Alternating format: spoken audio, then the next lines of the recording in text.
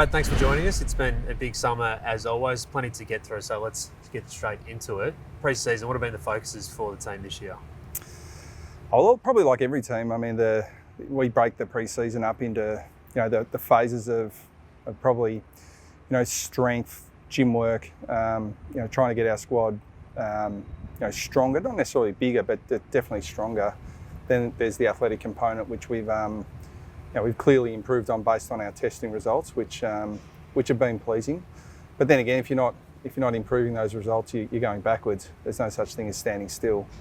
And then from a footy perspective, it's all phases of the game. I mean, we had probably more of a focus. If I had to hone in on one part of the game, it's probably a bit more of our forward half efficiency.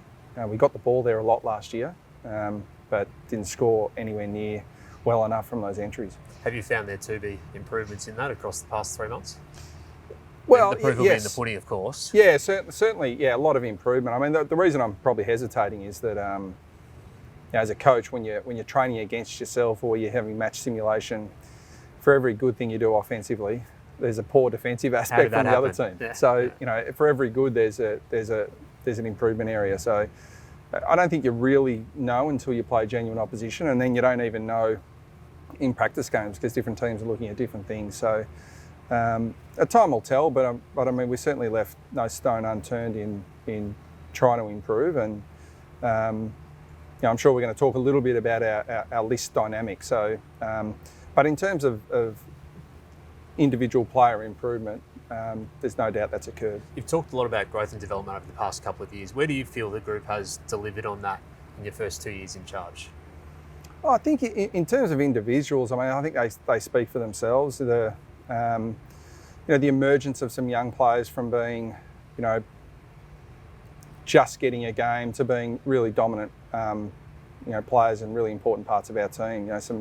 Nick Martin's an example of that. Someone who came in as a relative unknown, although he burst onto the scene with before I arrived at Essendon with 5 goals in his first game.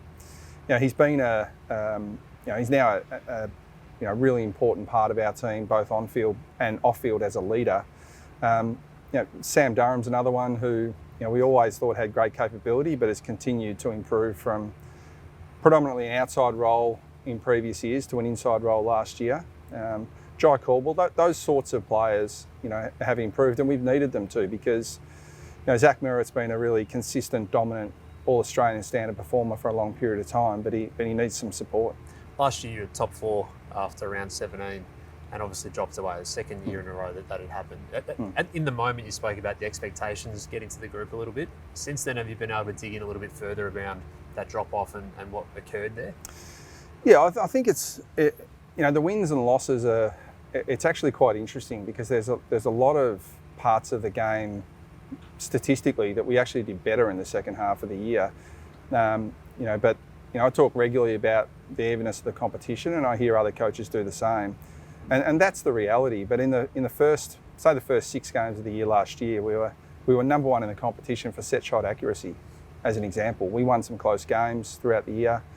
I think one of the measures that after round 17, the difference between 4th and 14th was only a few games. Yep. And our percentage was only 99.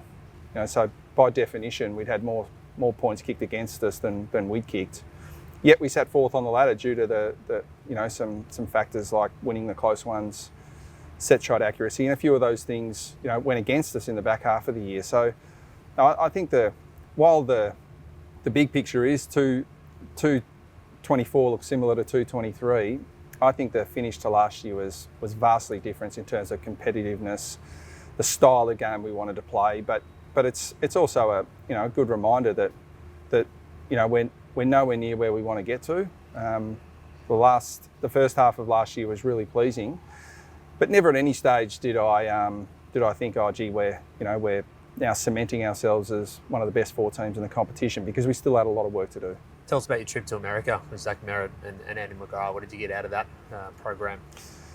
Yeah, well, it's always it's a great opportunity to get away with the captain and vice captain, away from the normal environment and talk more broadly about the club, leadership in general. Meet with some some really experienced people who work in that space. But more broadly, I mean, the work that Zach and Andy and our broader leadership team are doing is really clearly defining what they want the Essendon culture to be, and we're trying to move as quickly as we can to a player-driven leadership model and a player-driven group that are keepers and protectors of the Essendon culture. But you can't do that until you've clearly defined what it is.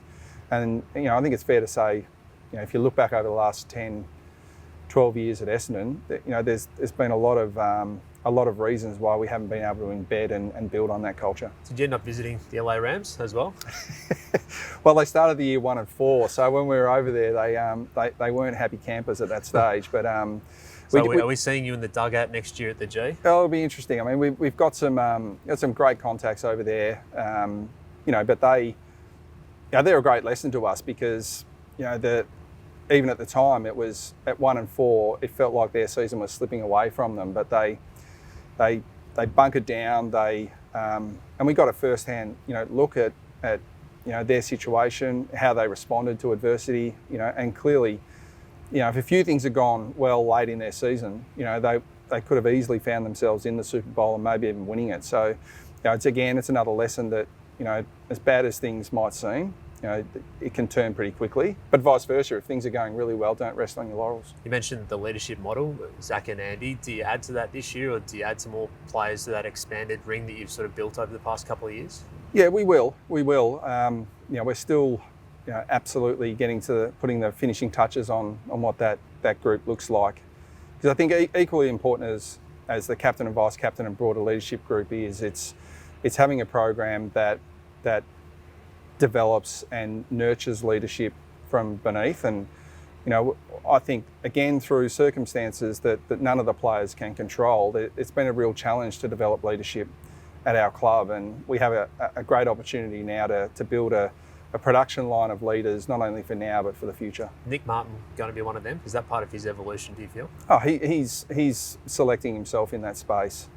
His on-field speaks for itself, and I think that before you can qualify as leading others, you've got to make sure you've got your own backyard in order, and Nick certainly has done that over the last few years. And he's very articulate, very intelligent, guy who prepares himself really well. So he's got a really good platform to develop his leadership, and we're keen to nurture that. History has created an impatience, probably, for want of a better word, around the footy club over the past couple of decades. Heading into your third year, where do you feel the list is at and the group is at? Still the 5th youngest list heading into the season.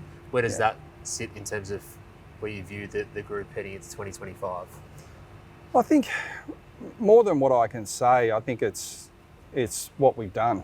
I think that tells the story. We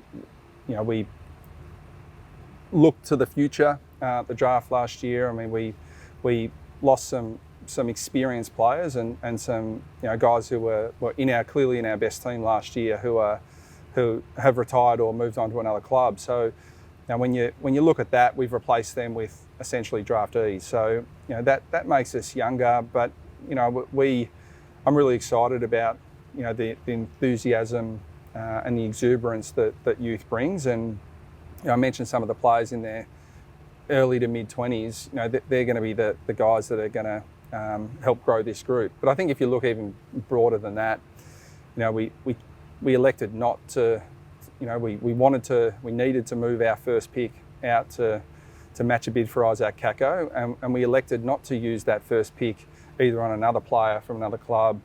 We elected to trade it into the future to build that platform, and now we sit here with 2 first-round picks and 2 second-round picks for next year, and that sets a really good platform for the future. But it's not at the expense of the present, because when older players move out, it gives opportunity for younger players, and even a player I think like Archie Perkins, who clearly has got great capability, but he's found it hard to establish a regular role in our team due to some other players playing in that position. A lot of that's freed up now, so there's great opportunity for someone like him this year. How do you structure up the forward line? It's the question everyone's interested in, given the exit of Jake Stringer and different players over the past couple of years. How do you look at it now? How many options do you feel like you have heading into your first pre-season game this weekend? Well, I think more options than we'd ideally like, as strange as that sounds, because we've got a lot of players that are capable of playing there. But we're looking for some players to emerge and really make the position their own. We think Peter Wright as a former Crichton medalist, proven key position, forward, ruck. Nate Caddy's emerging. Kyle Langford's shown what he can do over the last couple of years. Harrison Jones is a really important part of our team. So there are, I suppose there's been a fair bit of talk about how we're going to replace players that aren't there, but I still think we've got a surplus of players who can play there. But what we need is those players to really elevate their game and grab that position and make it their own. Did you speak to Jake Stringer much during the trade period last year and how that all unfolded? Yeah, we spoke regularly. We had Jake's a really likeable guy. He's a popular member of our group. But the reality is in AFL football that there's teams are at different stages of their development. I'm really strong on just having adult conversations with players and what is best for the team, what is best for the individual.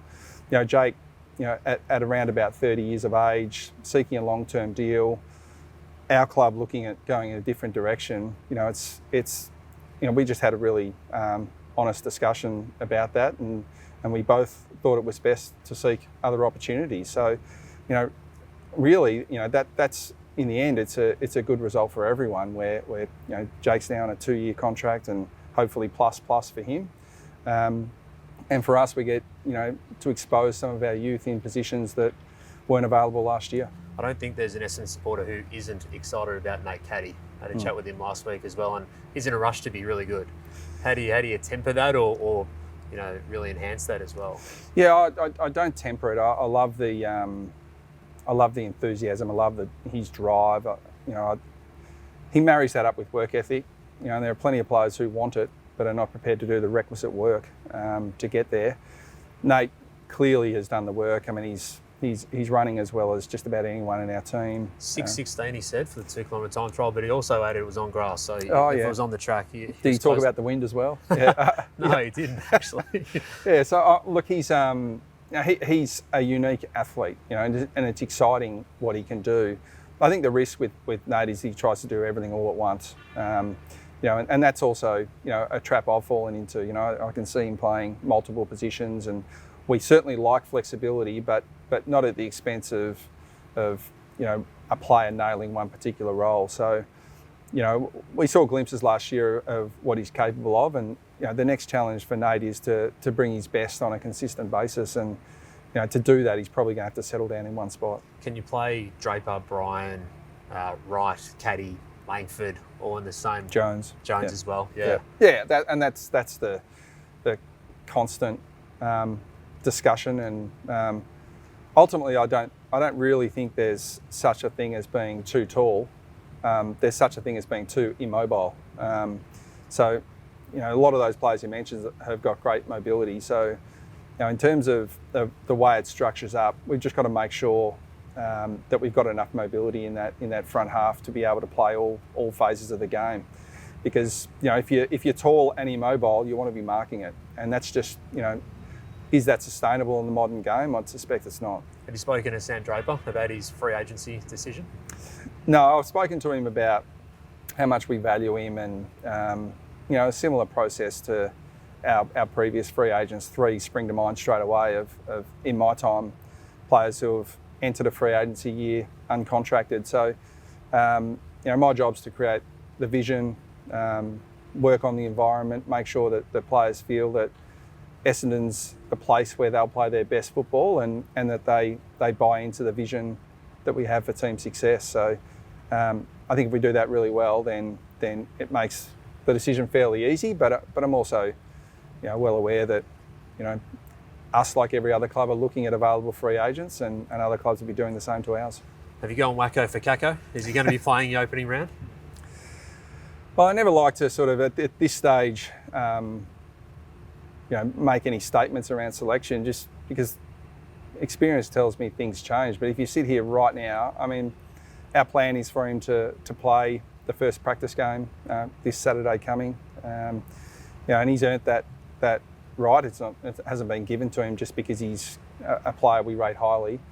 Now he's really exciting. You've seen him as much as anyone. We know what his strengths are, but we can't expect Isaac to do everything for us in the forward 50. We need others to come up as well. But it's certainly a need for us, that player in that part of the ground. So there's opportunity there for him, but we've got to make sure that we do what's best for him in his long-term development. Do you expect any of the other newer faces to be in with a chance early in the season? Reece Unwin's been playing some good match simulation recently, and Archie Day-Wicks was going pretty well before his injury as well. Saad El-Hawali. Yeah. I mean Saad's had a terrific preparation.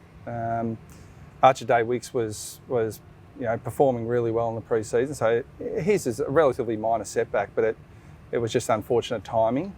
So he won't be available to play this weekend. But Angus Clark's another one that's really, really impressed us with both his willingness to learn, but also his work ethic. So, as Reece Unwin you mentioned, we really been excited by some of the things he can do. And Isaac Kako and Reece together, while they're both first-year players, they look relatively exciting given their age. So, we're in a spot where we just have great. It's open-ended what our team could look like, and that's concerning for a coach in one sense in terms of synergy and all those things. But it's exciting because there's no doubt we'll have players emerge this year that we couldn't have expected to emerge a month ago.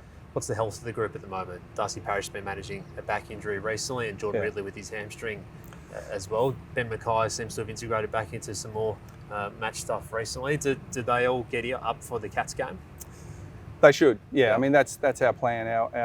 Our projection is that outside of Darcy, all of those will be available. Now Darcy's just had a wretched run. He works so unbelievably hard. He's probably the type of player who he pushes so hard that we've got to hold him back at times as well. So he's a really important part of our midfield, and we need him back. But when he gets out and trains and pushes, it's probably exacerbated his back issue a little bit. So we'll be really conservative with him, but we expect Ridley, Mackay, to play not the first practice game, but certainly the second one. Is Parish in some doubt for the start of the year? Yeah, I'd say that based on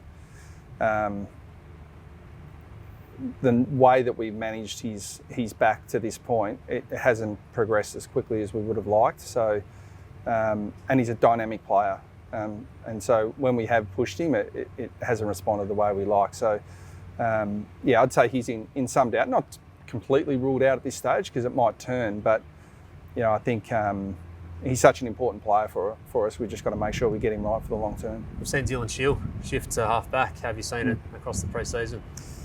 Well, he's an All-Australian player. I mean, Dylan hasn't been able to show his best over a consistent period of time the last 2 years based purely on injury. So he's now it's a good reminder to all of us just how good a player he is. That he's had a full pre-season. So whether that for us is we're looking to build flexibility through our midfield, the emergence of some young players in the inside midfield means that we want to be able to play Dylan in different roles. And being an experienced player, he's just slotted in at halfback really well. But he can play wing, half forward on ball as well. So his pre-season suggests that he's laid the platform for a really good year. A couple more players to ask about. I don't want to get through the whole list, but we may as well grab a couple more as well. Elijah Sardis this summer. He's come into his third season as an early pick. It feels like he's ready to take the next step as a midfield option as well. Did that come after a couple of pre-seasons? Yeah, I think players develop at different rates, and particularly inside midfielders when they come in and they, if you play AFL football as an inside midfielder, regardless of the team, if you look at a team's best group of inside midfielders, you're playing against the stars of the game. So I think that is Elijah's best position. We always knew it was going to take a bit of time for him to develop into that, but he's been able to go head-to-head in the pre-season with our best midfielders, and time will tell whether he can carry that excellent pre-season form into regular games against, as I said, the stars of the competition. So the signs are really good with Elijah, and I don't think there's any secret. He's been uninterrupted. He just, the amount of work he puts into his game, to areas he's got to improve on, to focusing on his strengths, is really second to none around our club. So he set a great example over the pre-season, and he's a player that, if he has the year we expect him to, it'll be on the back of the work he's done. Number 22 is a pretty special player, Sam Durham. Where do you expect to see him take the next step in 2025? Because is it more of the same of what we just saw emerge last year? Yeah, he's a real challenge for us, because he's one of those players that we'd like to play him in about 3 different positions all at once. You want 3 of him? Yeah, that'd be ideal. Yeah. That'd be nice. But I think he'll work in with that broader midfield group and give us that point of difference in terms of dynamic speed and strength. And we like him forward of the ball. We like him around the ball. So. We won't be too locked into where we play him, but I think where we played him last year was a pretty good start. Is Zach Reid ready to go? All signs good. I mean, he's had a great prep. He'll play this Saturday against the Bulldogs in our first practice game. The hard thing for all of our coaches and players is not to get too excited, because he looks so assured out in the training track. Gives us a really good look, and. Just recently with Rids has got a very minor hamstring, but when he's off the track and Ben Mackay's off the track, Reedy, for a 9-gamer, is a bit of the general down in defence. So we're looking forward to seeing him play. Couple before we finish up, we appreciate your time. Off season's a long way away, but we like to talk about these things all the way through. And as you mentioned, 2 first-rounders and 2 second-rounders. Do you expect to be active on the acquisition front this year again, having last year solidified the draft position? And Matt Rowe's name's been mentioned obviously amongst the players who are out of contract, and there's an interest there. Yeah, there's a whole lot of moving parts in terms of the list management space, which I think at least as well as I do, if not more. There's the looming sort of spectre of Tasmania entering the competition. For the first time, clubs are able to trade picks 2 years into the future. And our attitude's been that we want to build a stable base to build for the future, but we also want flexibility to be able to strike when opportunities arise. And we'll be, Matt Rose has done a terrific job building on the base that we already had here. And there's a really clear strategy, and that strategy in this space doesn't always work out exactly as you want, because it's a competitive market. But what we have is flexibility. We've got the means to attract some players, and we have the capital to do it. So whatever mode of player acquisition, whether it be trade, free agency, we're in a good position to launch at that. So we'll just keep working on the strategy and do our best to execute it. Just on that, how aware is the spectre of Tassie, as you mentioned? And you were there at the AFL when these list rules were put in forward in draft form. Yeah, well, I think this is the time of year where, quite rightly, everyone, what's the next game? What's the start of the year look like? Everyone's short-term focus, and that's usually what the space that coaches occupy. But to take the step back and look at what does the landscape look like in 1 year, 3 year, 5 years, and beyond, that's a really important part of it. And we've just, as a wider club, from our president all the way through the football department, we are very clear that we want to build a stable base for our future, and the lure of short-term success and short-term wins are always there, and they're very, very tempting. But to look at the bigger picture and build a sustainable base for the Essendon Football Club's our goal. There's been some new placards since the last time I was here. Embrace the obstacle with little fear, master your lane and conquer the field. One more over there. A couple of values, I'd imagine. Yeah. Was that important to you to set that up? Yeah, it's part of it, again, creating and nurturing a culture that players can be proud of, and then having your leaders defend that culture. And that's been driven solely by them. And they're also not afraid to put it on the wall and hold each other accountable to that. So, I think they're well aware of the brutal nature of this competition and how difficult it is. But like we mentioned, I think after round 13, we were sitting third or fourth, but we were two games ahead of 14th or 15th. Yeah. The small things matter, and I touched on at the end of last year that the nature of this industry is that you've got to day by day just do small things a little bit better than everyone else and stack them on top of each other, and you end up getting a long-term result. And I think there are other teams in the competition that people said Hawthorn came from nowhere last year. Well, they didn't come from nowhere. They came from being in the lower reaches of the ladder for 4 or 5 years and built, and a 0-5 start to 224. People couldn't see the development, but clearly they could in the second half of the year. Just on this last one, Sam Durham's spoken about being a Don, and that's sort of being a bit of an emphasis through the playing group. Can you shed any light on what that means to the group? Yeah, well, it's something that, again, that's really player driven, and it's really quite simple. It's the culture that we have and that we're building, and the actions that we value. Are those actions representative of what we want an Essendon player to look like? And that's what we'd love to click our fingers and get that done tomorrow. But the reality is, it takes time, and you don't get to build that credibility and that trust, in a short period of time. It takes a long period of time, and that's what we're really working hard on. Before we finish up, I think it's important to talk about Dale Tapping. Obviously, the club suffered a devastating loss last week. Tell us about your time with Dale and the next steps for the Bombers as well. Yeah, it's been an incredibly difficult time, for everyone at the club, but in particular, our thoughts immediately go to his family, his wife Kelly and son Mason and daughter Summer, who, the Tapping family are deeply embedded in football. Their lives have not revolved around football, but football's been a huge part of it. And some people try and separate their personal life and their public football life. Dale's it was integrated, and it was really difficult watching him over the last 18 months to 2 years, fight so stoically against the myeloma, the disease that he had. And he was a great mentor to a lot of players. I mean, his legacy at our football club will be, the impression and the development and the growth that he instilled in our players. And the players are quite rocked by it. But I just implore them again to, these guys, these assistant coaches, spend so much time with them, and Dale in particular, his sole objective was to make young men better, in all facets of life. So, that was his objective, and that's exactly what his legacy here will be. Brad, thanks for the chat and good luck for the year. Thanks, Cal.